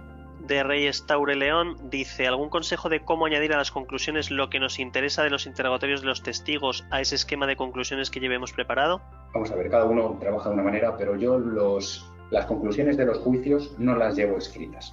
Yo llevo un esquema, pequeño esquema, con los que creo que van a ser mis argumentos en las conclusiones. Lo que he dicho antes, argumento número 1, 2, número 3. Por todo lo que tienes en el procedimiento puedes más o menos deducir cuáles van a ser tus argumentos. Luego eso puede cambiar durante el juicio, a lo mejor tachas uno y pones otro, o añades uno o quitas uno, ¿vale? Pero yo lo que hago es, en virtud de ese esquema, que son meramente títulos y notas, yo ya de forma oral expongo el informe, con las notas que he ido haciendo en el juicio y con la facilidad que pueda tener cada uno para el oratorio y para exponer, digamos. Pero la forma de incorporar al final el informe, lo principal, tener claro, es que no es que verse sobre la demanda o sobre la denuncia o sobre la fase de instrucción lo que ocurrió. El informe, el grueso del informe, tiene que versar sobre la práctica de la prueba. Por eso es importante que sea un esquema y en ese esquema tú incorpores durante el juicio, cada vez que un testigo entre en contradicción o que un testigo tuyo diga algo que te favorece, ir anotándolo en el apartado correspondiente, en el argumento que tú detectes que es en el que se tiene que incorporar esa declaración, por lo cual yo lo hago así. No sé si me he explicado bien o no, pero es que el tema de los informes de conclusiones pues es un poco complejo, cada uno tiene su forma de trabajar. Si lo llevas totalmente cerrado, no vas a poder incorporar nada nuevo y eso es muy malo, porque muchas veces durante el juicio suceden cosas muy relevantes que te hacen cambiar el resultado del juicio. Tienes que tener esa capacidad para que el informe sea lo suficientemente dinámico para poder incorporarlo en el punto que a ti te interesa, en el argumento concreto que a ti te interesa. Comenta Cristina Vega, dice, un consejo para no acelerarse, a veces me falta reposo y serenidad y me acelero en las conclusiones con los nervios. Cuando te empieces a acelerar, echa el freno. Echa el freno, te callas 5 segundos y luego continúas. Yo he llegado a fingir durante un juicio, y lo confieso, un ataque de tos, porque vi que me estaba empezando a acelerar y dije, tengo que frenar. Fingí un ataque de tos, el juez le pidió a un funcionario que saliese a por una botella de agua y en ese minuto y medio, que duró esto, yo ya bebí un poquito de agua, me calmé, continué el informe final y luego lo gané contra todo pronóstico, porque además era un juicio que tenía 5 testigos en contra, guardias civiles en contra, y al final conseguí la absolución. Era en Castellón de la Plana. Y llegué a fingir ese ataque de tos. No es necesario. Echas el freno, paras durante unos segundos, respiras hondo un par de veces, mirando la hoja. Si tú te quedas callado mirando un folio, no pasa nada, el juez va a pensar que estás trabajando, que estás reestructurando algo en tu trabajo. Vamos a ver, no tenemos que hacerlo todo de seguido. Esto no es cantar como en una oposición. No estamos opositando a notarías que tengamos que cantar todo de tiro. Podemos callarnos unos segundos, respiramos, retomamos el aliento y empezamos. Es esencial, Álvaro, hacer hincapié en el asunto de las pausas, y lo que llama la atención tanto del tribunal, de nuestras partes, de nuestra parte, de la parte contraria, el hecho de hacer unas pausas oportunas y tener un discurso que no se acelere sobre sí mismo, ¿no? Que al fin y al cabo es lo que hace que nuestro argumento tenga consistencia y que además llamemos mucho la atención de un juez, ¿no? Es importante además, no tenemos cantar. Tenemos que saber cuándo parar. Por ejemplo, en las conclusiones, en el esquema que os he planteado antes de argumento 1, 2, 3 y luego ya argumento 1 lo desarrollo, argumento 2 lo desarrollo y argumento 3 lo desarrollo, cuando yo termino de desarrollar el argumento 1, que también dentro de cada argumento tiene que tener su estructura para que termines el argumento con lo que más te interesa, como hacen los peritos en los informes periciales, que hacen el informe pericial y luego la conclusión. Pues la conclusión de ese argumento tiene que ir al final del argumento. Y ahí te pausas 10 segundos mirando la hoja, para que el juez repose la información que le acabas de dar. Y ya pasas argumento número 2, lo vuelves a enunciar y lo desarrollas. Lo mismo, haces la conclusión del argumento número 2, las 2 líneas finales resumidas, y te callas 10 segundos y ya comienzas con el tercero. Pregunta María Dolores Salvador, dice, en cuanto a la estructura que has comentado de las conclusiones, ¿no crees que con ello repetimos cosas que ya están en la demanda y perdemos la oportunidad de valorar la prueba practicada en ese acto y resaltar cosas fundamentales que se han dicho y nos favorecen? Yo con ello consigo una escucha activa del juez muy buena. Al final, como se suele decir, cada maestrillo tiene su librillo. Con esta estructura yo lo que hago es incorporar. Al final, anunciando los argumentos, tardó 5 segundos. Le digo al juez, es decirle al juez cuáles son mis argumentos, pero es que esos argumentos son lo que dice la compañera. Esos argumentos son lo que ha sucedido en la práctica de la prueba, más lo que ya podía tener antes en la demanda. Es decir, esos argumentos no los hago exclusivamente en base a la demanda. Yo puedo intuirlos en base a la demanda o en base a la denuncia. Puedo intuirlos, porque con eso puedes intuir por dónde va a ir el juicio. Pero el contenido principal de esos argumentos es lo que haya sucedido en la práctica de la prueba. Y tú sobre la marcha tienes que saber identificarlo y saber si casa con lo que tú habías pensado y te valen esos argumentos, o a lo mejor tienes que tocar el título de un argumento, o eliminar un argumento, o añadir otro, o quitar 2 y quedarte solo con uno. Es dinámico, tienes que saber detectarlo sobre la marcha. Pero el hecho de plantear la estructura y que el contenido de esos argumentos sea lo que sucede en la práctica probatoria, vamos a ver, ¿por qué solicito la absolución? Pues solicito la absolución por 2 argumentos, por ejemplo. En primer lugar, porque no queda acreditado que el acusado se encontrase en tal lugar, tal día, tal hora, y ahí el contenido va a ser toda la práctica de la prueba, las contradicciones de los testigos contrarios, la declaración de la contraparte, la declaración de mi cliente. Lo único que estoy haciendo es ponerle un título a ese contenido. Si le ponemos un título, que yo estoy totalmente seguro que la compañera logra una atención y una escucha del juez excelente, porque si habla bien y sabe expresarlo, lo va a hacer. Pero si además de eso le ponemos los títulos de argumento y los anunciamos todos al inicio, que tardamos 5 segundos, le estamos facilitando al juez el entendimiento global de nuestro planteamiento. Y dentro de ese planteamiento global, el juez ya va a poder comprender mejor cada una de los extremos que le planteamos sobre la prueba practicada. Ascensión García Moreno dice, ¿cuáles son los motivos por los que podemos impugnar preguntas del contrario? A ver, aquí el principal motivo es, o bien, que esté formulada, si detectamos que una pregunta, en la propia pregunta, ya contiene la respuesta, la tenemos que impugnar. Y por eso es muy complicado hacer un interrogatorio cerrado de forma que el juez nos deje. Porque si le decimos a la persona al que estamos interrogando, ¿se encontraba usted tal día a tal hora en tal lugar? Dentro de la propia pregunta le estamos dando la respuesta. Eso a los jueces no les gusta. Si vemos que en las preguntas el abogado contrario o el fiscal empieza a hacer conclusiones, tenemos que protestar. A esto me refiero, por ejemplo, sucede mucho, muy a menudo, el testigo responde una pregunta y el abogado dice, vale, entonces esto tal, y repite la respuesta del testigo o de la parte, dando por hecho la respuesta. Entonces el otro dice sí. está haciendo conclusiones en la fase de preguntas. No, ahí lo que hay que hacer es la pregunta y con la respuesta tú como abogado te la llevas a la fase de conclusiones, te lo apuntas en tu hojita y en la fase de conclusiones la expresas. Pero no podemos dejar que el contrario haga conclusiones en la fase de preguntas, ¿de acuerdo? Tenemos que protestar sin miedo al juego. Y por supuesto, cuando son preguntas que no tienen relación con el objeto del pleito. En penal sucede muchas veces, por ejemplo, en el ámbito de violencia de género, contra el acusado se hacen preguntas para intentar ensuciar su imagen, para intentar intoxicar el procedimiento. Tenemos que protestar todas las preguntas que no estén centradas exclusivamente sobre el objeto del pleito, sin perjuicio de que cuando a nosotros nos interese como letrados las hagamos, y si nos las tiran abajo, pues nos las tiran, pero si las hace el contrario, tenemos que impugnarlas. Si no tiene relación con el objeto del pleito, no puedes utilizar esas preguntas para ensuciar la imagen de mi cliente. Vamos a centrarnos en el objeto, que es lo que se va a ensuciar. También incluiríamos en este caso, ¿no, Álvaro? Todas aquellas que traten de conducir a la respuesta, ¿no? No solamente las que contengan la respuesta. Sí, que es claramente que orientan la respuesta. Protestaríamos por ellas. Sí, pregunta Encarnación Ayub. Dice que has comentado durante la ponencia que hacer una pausa pronunciada para mantener la atención del juez, que si no es muy violento y qué pasa si el juez no se percata. Puede ser violento, pero al final yo creo que es mejor eso y que vuelva a escucharte, captar su atención. Cada uno que haga lo que se sienta más cómodo. Si uno se siente más cómodo elevando el tono de voz, que lo eleve, pero hay que elevarlo considerablemente. Si el juez está pensando en sus cosas, porque es normal, somos humanos y perdemos la atención, si el juez está pensando en sus cosas, es más violento elevar el tono de voz, porque hay que elevarlo bastante, que quedarte callado. Yo no veo ningún problema, yo suelo hacer la de quedarme callado porque me siento más cómodo con ella, que cada uno haga la técnica que más le interese. Yo prefiero que sea violento a que terminara el informe final y que el juez, el informe de conclusiones, y que el juez no me haya escuchado. Entonces yo vuelvo a lo de antes, yo creo que no hay que tener miedo, siempre y cuando mantengamos el respeto, por supuesto. Cuando el juez te diga, no, continúe, letrado. Ah, vale, disculpe, pensaba que estaba haciendo otra cosa. Ya está, y le pegas un toquecito de atención con educación.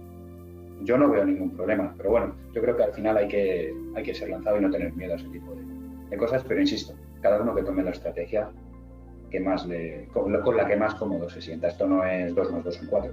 De todas formas, Álvaro, hay que relativizar y normalizar porque además muchas veces un juez pasa hasta 10 o 15 juicios a un día y efectivamente pierde la atención, no sabe exactamente cuál es el juicio que está pasando porque tiene muchas cosas en la cabeza y es preferible pecar de pasarnos nada que no quedarnos cortos. Eso es. Hay que entender que es normal que pierda la atención, como lo perderíamos. A mí me pones a enjuiciar 4 juicios consecutivos y a la mitad de segundo he perdido la atención de todo. Amalia Well dice, ¿recomendarías citar jurisprudencia en las conclusiones? Sí, vamos a ver, siempre hay que apoyar, lógicamente, como decía antes, cuando hacemos un interrogatorio, tenemos que tener totalmente identificado qué es lo que queremos acreditar. No vamos a citar jurisprudencia de forma pesada, leyendo la sentencia, no. La jurisprudencia los jueces se la conocen. Entonces, lo que hay que decirle al juez de forma muy clara y de forma básica es, como además le gusta mucho que le digan a los jueces, como ya sabe su señoría, porque está diciendo, su señoría es un tipo o una mujer muy inteligente y sabe de todo y se sabe esto. A veces no lo saben, pero bueno, como ya sabe su señoría, los requisitos del tipo de delito de lesiones son, o del atenuante, para poder aplicar el atenuante de dilaciones indebidas que establece el Tribunal Supremo en las sentencias, y puede citar las 2-3 últimas sentencias, en las sentencias tal de 2008, tal de 2009 y tal de 2020, son los siguientes, y nombrar los requisitos. No nos pongamos a leer jurisprudencia como si no fuese mañana, da igual. Eso, con decirle al juez la sentencia que queremos, a la que hacemos referencia, y que él la anotará y luego buscará, si no se la sabe que no lo tiene muy claro, la buscará. Y sobre todo el contenido de la sentencia de forma clara, con los requisitos, algo, pero no de forma pesada. Es un error ponerte a leer jurisprudencia en el informe de conclusiones, a mi juicio. Habrá gente que lo haga y le funcione, insisto, esto no es una fórmula 2 más 2 son 4, esto es cada uno aplica su criterio y el mío es ese. Sergio Pilonenko dice, ¿en qué momentos exactamente se pueden realizar protestas en una vista? Si el abogado contrario está haciendo una pregunta que consideras que no procede por las razones que hemos hablado antes, cuando el juez te tira abajo una pregunta, cuando lógicamente no es protesta como tal, pero si tú estás haciendo una pregunta y el testigo no te está respondiendo a la pregunta, puedes pedir auxilio judicial y decirle, señoría, el testigo no está respondiendo a la pregunta que le estoy haciendo, por favor, exíjale que lo haga. Pero realmente en cualquier decisión, digamos, que tome el juez respecto a los interrogatorios, etcétera, etcétera, propones un testigo y no lo acepta, pues protestamos. Queda claro que puedes y debes interrumpir sobre la marcha en cualquier momento, siempre que sea bueno para tus intereses, ¿no? Sí, eso es. Además, mira, hace no mucho, yo creo que no hay que tener miedo a interrumpir a veces al juez con educación, pero a veces se le olvidan a los jueces determinadas cosas, o por inercia hace los juicios tan rápido que determinados pasos procesales se les olvidan. Hace poco le hice a un compañero una sustitución en un tema civil, en un juicio, en una audiencia previa. Y estábamos marcando, muchas veces a los jueces se les olvida, y es muy importante, se les olvida que en la audiencia previa se marquen el objeto del pleito, el objeto del pleito, ¿no? Porque no es todo lo que contiene la demanda. A veces la demanda contiene determinados hechos y tú en la contestación a la demanda asumes que son ciertos determinados hechos. Eso ya no son hechos contradictorios, hay que sacarlos del objeto del pleito.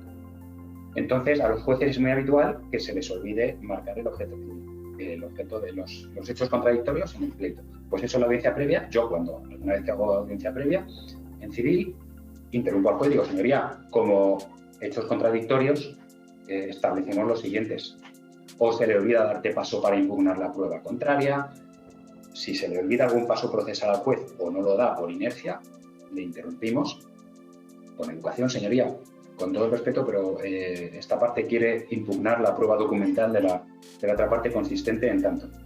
Y ya está, sin ningún problema. Francisco Vega Agredano dice: ¿es aconsejable asumir el riesgo que supone preguntar a tu cliente en el interrogatorio propuesto por la otra parte? Y continúa: lo digo por el riesgo de que termine admitiendo sin querer hechos que le sean perjudiciales y que deban ser tenidos por cierto por su señoría.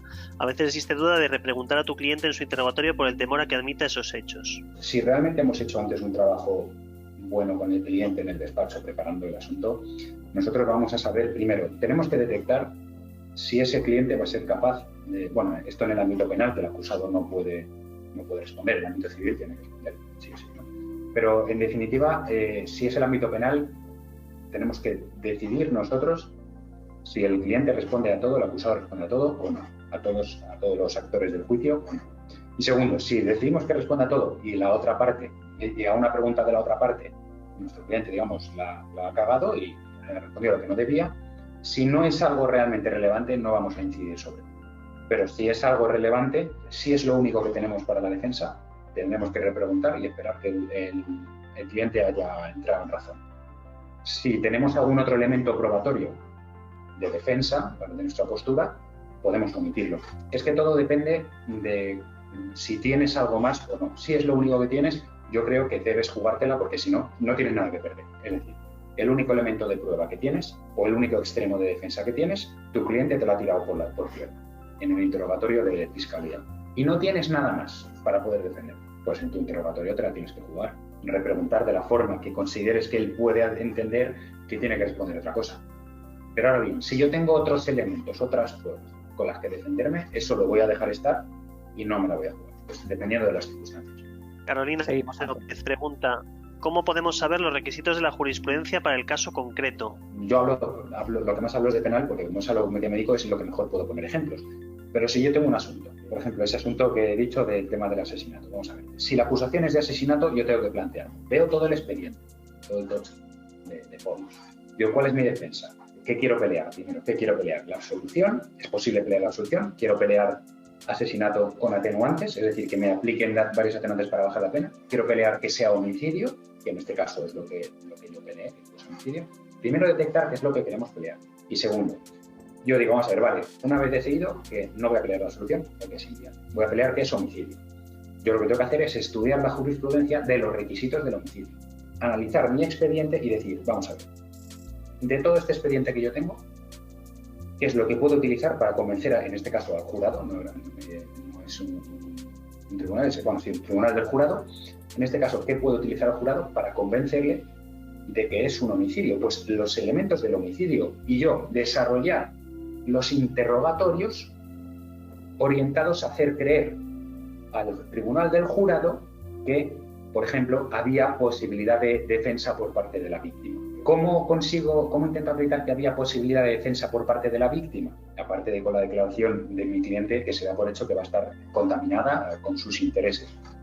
Pues con el interrogatorio, por ejemplo, a las enfermeras que acudieron al lugar. Les puedo preguntar si mi cliente tenía heridas, tenía signos de agresión, etc.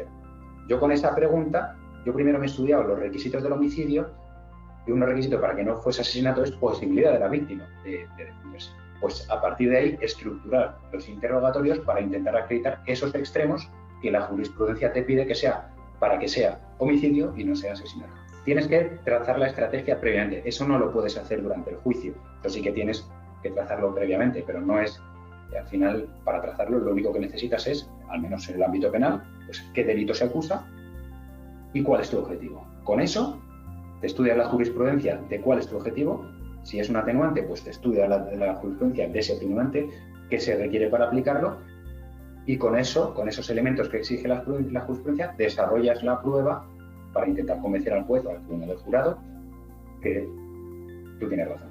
Perfecto. Diego Ruiz López, que comenta cómo actuar ante un testigo renuente, ante un testigo difícil. Dice que si existe una técnica para llevarlo a nuestro terreno y que si cuando vierte elementos objetivos en su declaración que hacen presuponer que conoce los hechos acontecidos, si es correcto para intimidar solicitar deducción de testimonio penal. Siempre me gusta empezar los interrogatorios, aunque sea un testigo hostil y que realmente hace honor a la palabra hostil.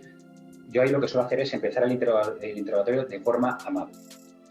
Si según se desarrolla el interrogatorio amable, es decir, sin intimidar, lo que hemos hablado antes, mirarle al entrecejo, no mirarle a los ojos, una postura que denote que no estás en postura agresiva y un tono calmado, educado, buenos días, don fulanito.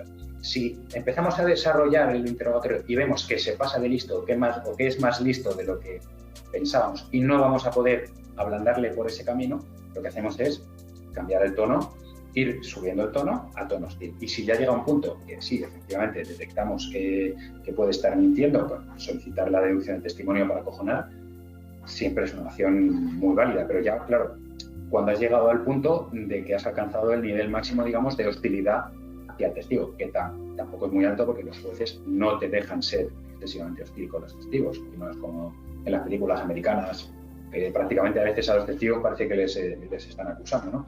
La deducción de testimonio siempre puede ser muy útil para acojonar al testigo, que se relaje, sobre todo cuando es un listillo. Eso suele pasar con testigos que previamente han sido acusados varias veces. Luego, si les toca ir como testigos a un juicio, les parece una broma, van como Pedro por su casa y a los abogados y al juez y al fiscal, pues como si fuesen sus primos, y declaran con una cierta seguridad. Que bueno, también podemos aprovechar esa supuesta seguridad que ellos tienen en sí mismos para intentar, cuando alguien declara muy muy seguro de sí mismo, se relaja, y si te relajas es más sencillo equivocarte en encontrar contradicciones. Varias de las preguntas también que nos están solicitando si hay algún tipo de libro sobre técnicas de interrogatorios, si hay bibliografía, digamos, interesante de cara a preparar las técnicas de interrogatorio. Hay varios. Cabello ahí yo creo que puedo responder bien. Sí, yo siempre recomiendo a algunos autores que además de que son muy interesantes y que además han sido precursores en el tema de la oratoria y las habilidades en el ámbito jurídico, son grandes amigos, todos tienen grandes éxitos, ¿no? En primer lugar, a nuestro amigo Óscar Fernández León, con su libro de Arte y Técnica del Interrogatorio. Es verdad que tiene varios libros de cómo actuar en sala y oratoria en sala y oratoria forense. Casi todos creo recordar que son de Thomson Reuters. Aranzadi. En segundo lugar, como Álvaro ha hecho hincapié, sobre todo en el tema de los gestos y de las posturas y de cómo referirse a los posibles testigos o a la parte contraria, recomendaríamos el libro de también nuestro amigo Fran Carrillo, Tus gestos te delatan, y sin lugar a dudas pues el de un precursor que además fue el que enfocó todo el ámbito de la oratoria en los últimos años, que fue Julio García Ramírez, con su libro Las 4 habilidades del abogado eficaz, que serían pues la oratoria, la negociación, la gestión del tiempo y la captación de clientes. Yo creo que con esos libros es para abrir boca y para iniciarse en este punto de la oratoria, de la comunicación, sería muy interesante. Hay muchos otros, pero bueno, estos al fin y al cabo son amigos, son gente cercana y recomendamos su obra, además tiene un gran interés. Ana, en este caso, que pregunta ¿cuántos minutos aproximados deberían durar las conclusiones finales? Esto es muy relativo, porque no es lo mismo un juicio en un desahucio, que ni siquiera te van a dar paso a conclusiones, digamos, que un asesinato. Dentro del ámbito penal no es lo mismo unas conclusiones en una alcoholemia o en un delito leve que en un asesinato o en una violación, en una agresión sexual. Entonces, cuanto más grave, menos pegas te va a poner el juez para las conclusiones. Pero insisto, si el juez nos limita el tiempo y nosotros consideramos que no se adecua a lo que necesitamos, educadamente le vamos a exigir más tiempo. Te lo vamos a argumentar. Señoría, mi cliente se está jugando 6 años de prisión. Creemos que vulnera el derecho de defensa el hecho de que usted nos limite el tiempo a 5 minutos o a 10 minutos para nuestras conclusiones. Cuando hay una persona aquí que está jugando, insisto, ir los próximos 6 años de su vida a la cárcel. Si se lo argumentamos de esa forma, a ver, jueces pues hay de todo tipo, igual que abogados, maleducados y fiscales y de todo. Eso no va en la profesión, va en la persona. Habrá jueces que insistan, letrado, que le he dicho que 5 minutos. Pues muy bien, lo haces en 5 minutos, te alargas y lo peleas para poder alargarte. Y si lo haces bien, si estás haciendo un buen informe, si el juez te ha dicho 5 minutos, estás haciendo un buen informe y tienes que estar 15, el juez es raro que te corte. Es raro que te corte porque no le estás aburriendo, le estás sirviendo a él para entender la cuestión y para dictar la sentencia, con lo cual le estás facilitando el trabajo. Pero no hay un número de minutos que deba durar, dependiendo de la complejidad del asunto, de la duración del juicio, del tipo de asunto, de todo. Beatriz Hernández dice, ¿cómo se debería continuar el interrogatorio cuando el testigo que te favorecía según el atestado luego en sala cambia totalmente su versión? Bueno, vamos a ver, ahí lo que tenemos que hacer es desacreditarle. Si él ha cambiado su versión, en instrucción dio una versión, por ejemplo, en la fase de instrucción, o en la policía dio una versión, y en el juicio es totalmente lo contrario, tenemos que empezar a preguntarle por qué dijo usted ante la policía, por qué dijo usted ante el juez instructor esto, o sea, restarle credibilidad. ¿Cómo lo hacemos? Pues yéndonos a la anterior declaración. Su anterior declaración en instrucción en policía no nos va a valer como prueba para el juicio, para nuestros intereses, pero al menos conseguimos que su declaración del juicio, que es contraria a nosotros, tampoco valga como prueba en nuestra contra. Con lo cual, simplemente pues restarle credibilidad y preguntarle sobre el porqué. Si usted ha manifestado esto, pero usted en la fase de instrucción manifestó esto otro, ¿cuándo ha mentido usted? ¿Por qué ha cambiado de versión? Preguntarle sobre eso. Y al final lo que haces es tirar abajo su credibilidad y tampoco te va a ser un testigo importante en contra. Miguel Mejías dice, ¿recomendarían el trámite de conclusiones y siendo defensa incluir calificaciones alternativas aparte de la absolución o supondría generar dudas acerca de la inocencia de nuestro representado? Yo creo que sí, es bueno tener un plan B y establecer los elementos para defender un plan B. Es decir, si yo tengo un delito de asesinato y voy a pelear la absolución, tengo que tener un plan B que es homicidio. ¿Para qué? Para que si le condenan, intentar que le condenen por homicidio y sea de 10 a 15 años y no de 15 a 20. Cada uno tiene que saber encontrar el equilibrio, no debemos desviar demasiado la atención hacia ese plan B. Tenemos que establecer simplemente ciertos elementos que hagan pensar al juez que en caso de condena tiene que ser eso, pero no centrarnos ni dedicarle el 50%, bueno, tú puedes establecer como estrategia, le dedico el 50% del peso de mi defensa a la absolución y el otro 50% a que sea homicidio. Para mí es un error. Para mí tiene que ser, dedico el 80% de mi estrategia, del peso de mi estrategia, a pelear la absolución y el 20% a que sea homicidio. En mi opinión siempre es bueno tener un plan B, pero sin que ello, hay que encontrar punto de equilibrio para que yo no desvíe la atención de los elementos del plan A. Si tienes muy claro que puedes conseguir la absolución y que no hay más y que la vas a conseguir, pues pelea la absolución y centra el 100% de los esfuerzos en ello. Guillermo Pérez Moreno dice, ¿qué límites crees necesarios a la hora de realizar preguntas al testigo de la parte contraria? ¿Límites al testigo de la parte contraria? Sí, yo creo que se refiere más a qué líneas no deberías cruzar, o sea, ¿qué límites consideras a la hora de realizar preguntas al testigo? Preguntas de ámbito personal del testigo, pero es que a veces incluso nos interesa hacerlas, porque si tienes un testigo, todas las personas, incluidos los jueces, tenemos prejuicios sobre las personas, y si hay un testigo que tiene determinados aspectos de su vida, por ejemplo, pues que puede ser drogadicto, que ha sido condenado por algún tipo de delito, y tú quieres utilizarlo, intenta preguntar sobre ello, el juez no te va a dejar.